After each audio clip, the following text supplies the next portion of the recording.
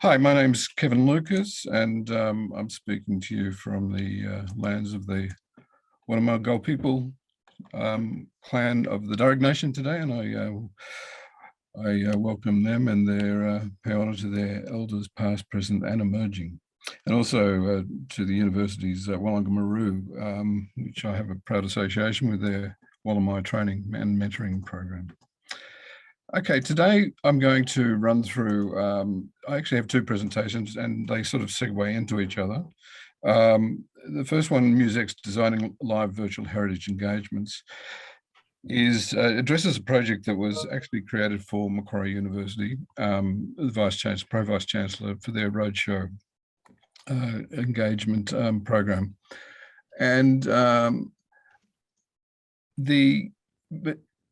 the brief was really that I had to look at how to create an experience that would engage high school students in university research activities.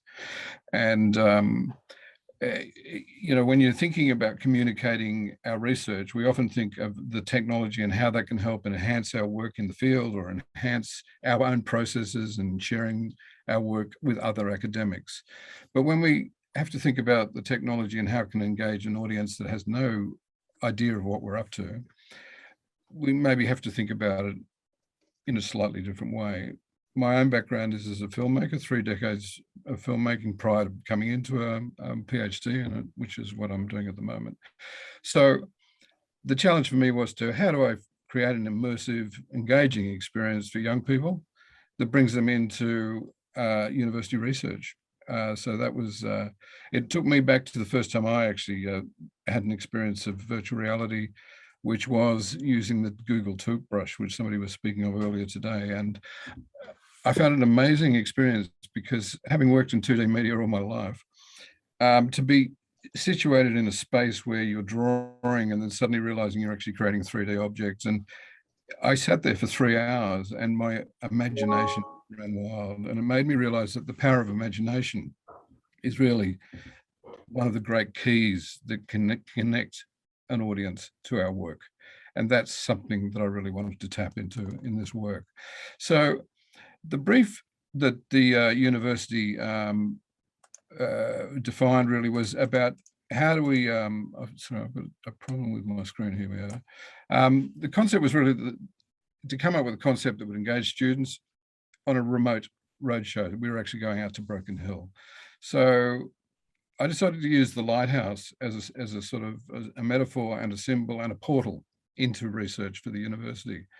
Curiously, that actually ended up bringing me in contact with Michael Rampey, which was a fantastic connection to make, because, you know, as a PhD student, I really hadn't engaged with a lot of people outside of the Macquarie, which is where I'm working from. And curiously, there was no expertise or knowledge within my department as to how to make immersive VR or immersive work. So it was really my connection to the science and gaming people, such as Deborah, who just connected into that last, at the end of that last call, and Meredith and John Port. Those sort of people had the skills, and I'd already created a research project with Wangari Virtual Museum, which you'll see a little bit of in this presentation. So I had some skills and some knowledge about how to go about it, but really how to make this work in a roadshow for students in a solution that was going to be an interactive, immersive, and take the university's research out to them and engage them in the process. Those of you who are engaged in developing work know that, you know, you're going to develop work on 6 degrees of freedom systems. You know, you're tethered to a computer, you've got a lot of GPU, but when you actually have to put it into a 3 degree of freedom portable headset, such as an Oculus Rift, which was the solution I went for, then there's a lot of things that you have to deal with as you progress. We'll talk a little bit about those. But I'm going to start now with some samples. We're going to have quite a few samples and I'll talk over them a little bit. This is the opening sequence, and it's called SpaceX. It's going to take us into a deep history dive of the universe. This is actually filmed with inside the headset, so I couldn't share the VR with you today. So the moving around as I'm looking in this set. This is actually a model of the lighthouse that's based on historical models and plans that was created to create this immersive journey through the lighthouse. I actually did work with Michael's team in photographing this internally as well, and did a 360 tour of this. But what we're going to look at today is just some of the more exciting elements, I think, of what I was trying to achieve in this project.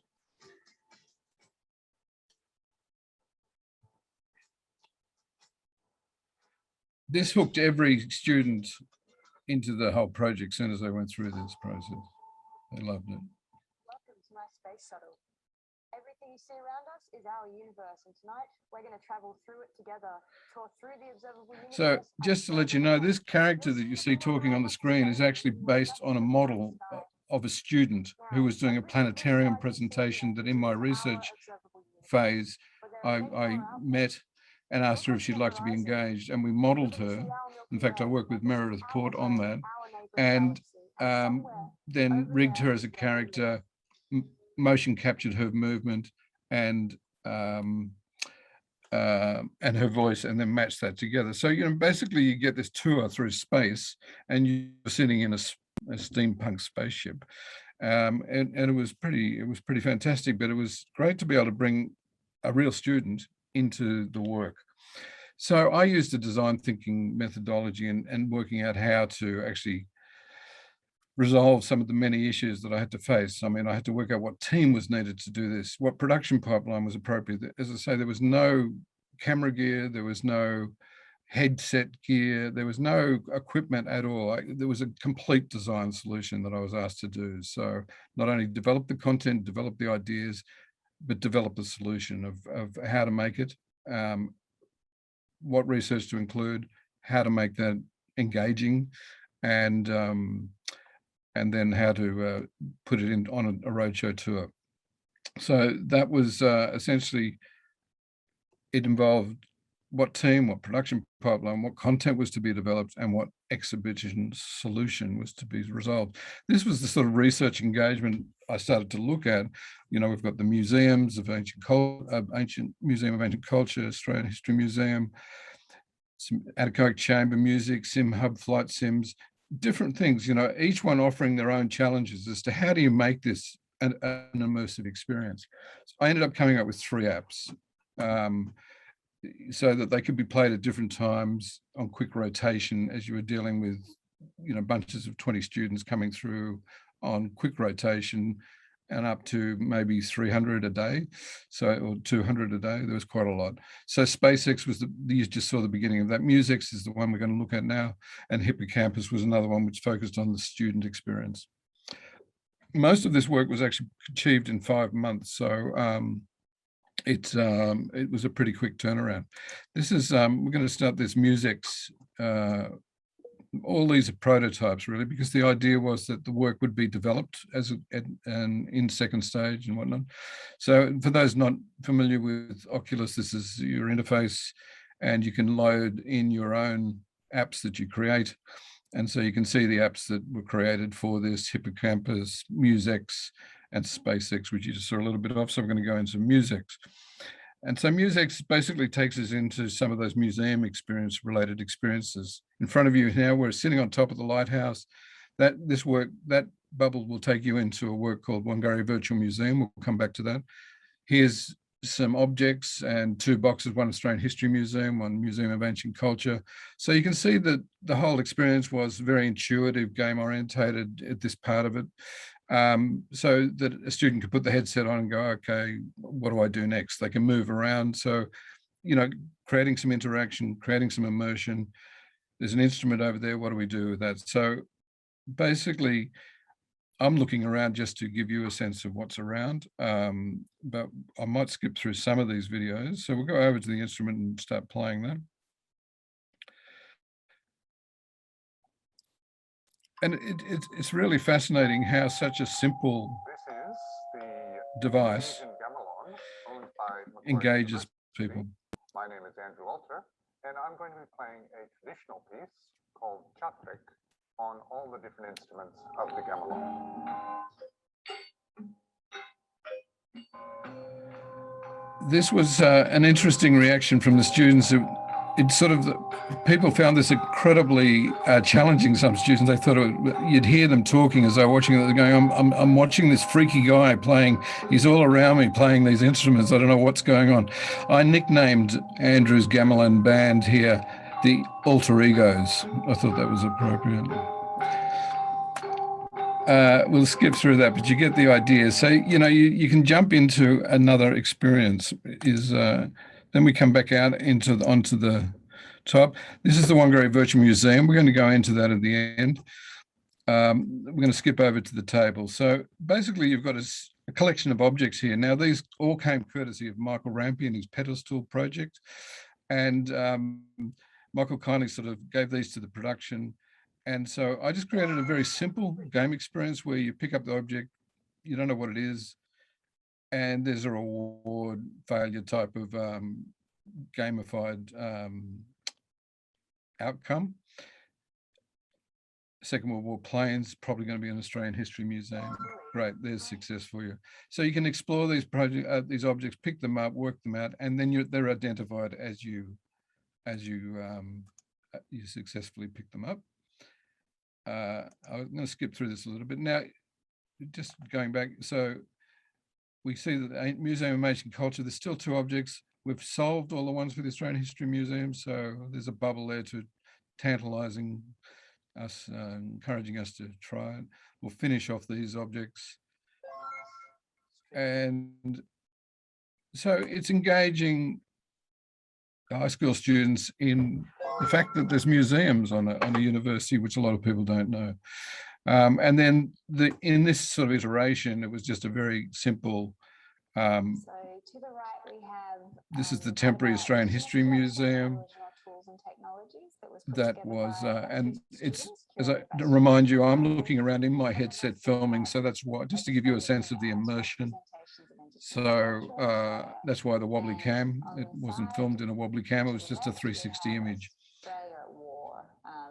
And so, again, it was just a way of bringing people into the experience, and the same thing with the Museum of Ancient Culture. These, as we know, have all moved to a new site. And also we have a collection of green carried by soldiers, some only used by women, some used by elite members of the population, and a few. And then the Whangarei Virtual Museum. Now we're going to come back to that. Okay, so just move on. So that's sort of essentially what the rough experiences that were created. This is the roadshow kit that was created Ocular Go, 2 road kits that were made up, customized, that could carry 20 headsets, power block, really robust system that could tour around. And as I said, 1,000 people in a month were using these headsets pre-COVID, no doubt. But a system that worked really well. So we're going to jump now briefly into the Whangarei Virtual Museum, which is a research project that was part of my Masters of Research, and it gives you a sense of slightly more immersion. Images and sounds of people who have died. Needless to say, this was not made in 4 months. This took a lot longer. And we're going to come back to this work in the next presentation. In this prototype, we have explored several techniques for creating avatars and rigging them with motion captured data of traditional dance forms and placing them in modelled and 360 filmed environments. Here you can see some of our techniques demonstrated. This is my head scanned with an Artec scanner. Behind me, you will see Jakapura Manyaran's bust modelled in 3D.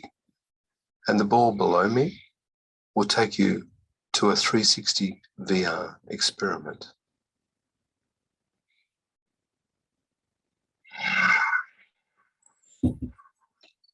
So this again was experimenting with forms really, but creating a 3D model world and putting a live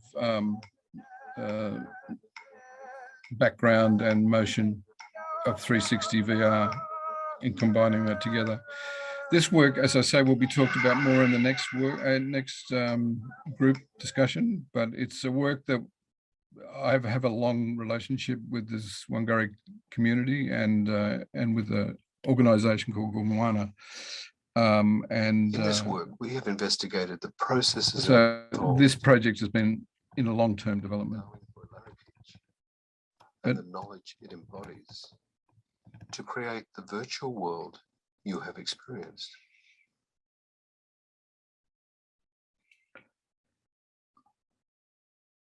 Intergenerational knowledge exchange and digital archiving of culture are valued practices amongst the Yolngu.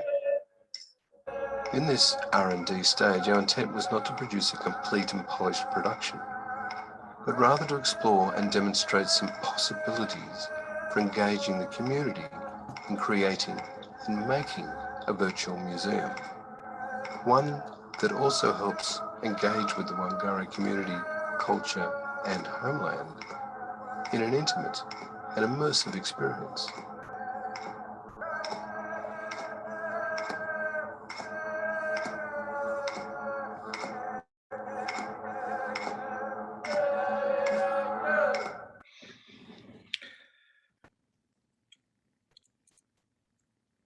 So there is a long, as I say, the research project here remote indigenous homeland is as much about developing virtual heritage work, digital virtual heritage work, working with the community in a living heritage, living within heritage work, you know, and this sort of experience of Arnhem Land is alive, and it's very much how do you work with the community to develop not only products like this, but also actually to train people to help build a more sustainable outcome for the community. So it's a very, very long-term commitment to this community that I've had that started in 2012 and still continues today.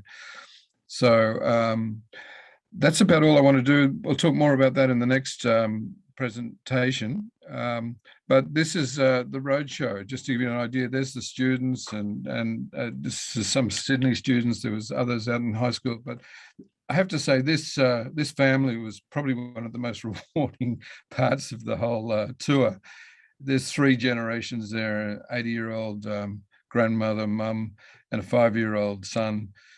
All had donned the headset, all had a fantastic time inside the experience. And the kid was so enthused that he didn't want to take the headset off.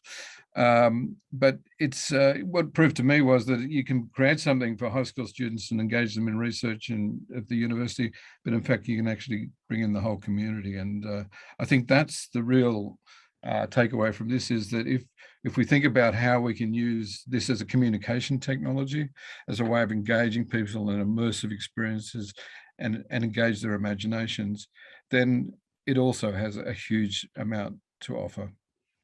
That's all I have to say. And if there's any questions, I'll happily take some. Thank you very much, Kevin. Some really, really great projects that you've been working on. I just have an incredibly boring technical question, which is, what were the software packages you were using to create these experiences?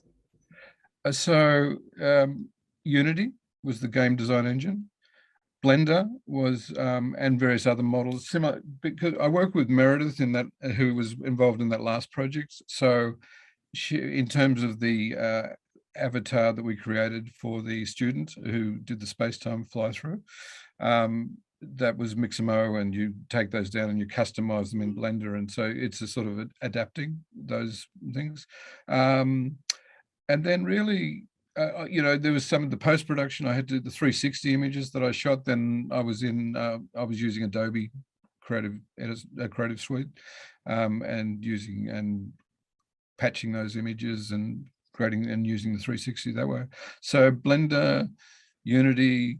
I mean, I've learned a lot since. And this project, which as I say, I'll talk to you more about, the Wangari Virtual Museum, is going into quite a different direction. So it's bringing in a lot of different immersive technology. But I think that's the general suite of free. It was all free free software programs, essentially. Michael obviously uses different software when he's doing his ArcGIS and various other things to do the photogrammetry work. And that one, I just used the scanner that was here at the Faculty of Arts and scanned my head, and then we created a 3D model out of that. So we had to reduce the polygons. So that's probably too much technical or enough, I'm not quite sure.